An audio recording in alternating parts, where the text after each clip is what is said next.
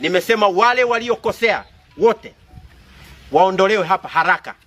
Hatuwezi kufuga majambazi hapa. Tunataka uwe na kalamu, kitabu na daftari pale bwenini.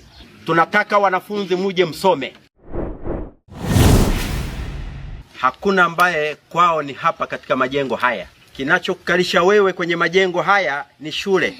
Wapo wanafunzi wanatoka wanaenda kulewa. Walienda kulewa wakarudi saa 8 usiku hapa. Wakapigana na mlinzi pale, wakabomoa na ukuta. Wakaenda bwenini, wenzao wamelala, wakawaamsha waamke. Wakiwa wameshikilia kisu, wasipoamka atamchoma kisu. Wenzenu wawili walikuwa wanapita mazingira ambayo hayaruhusiwi. Wakapambana na walinzi, hawakujisalimisha. Wakapambana walivyopambana. Wengine wakaamka, wakajimobilize tena upya, wakaenda kupiga walinzi wale. Mnamjua yupo wapi yule mlinzi? Yupo mahututi hospitali pale. Walioyafanya hawa.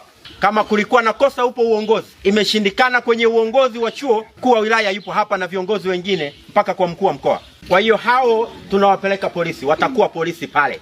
Nimemwambia mkuu wa wilaya kukanyaga Tabora hawa vijana hawa. Watakuwa nakuja kuhudhuria kesi mahakamani. Na ambaye haamini yeye mwingine leo afanye hapa. Ni polisi, mahakamani, nyumbani kwenu, habari imeishia hapo. Mkuu wa chuo na utaratibu, nimemwambia aite bodi ya dharura, wafanye kwa utaratibu. Lakini hiyo haizuii kuwafikisha polisi na mahakamani.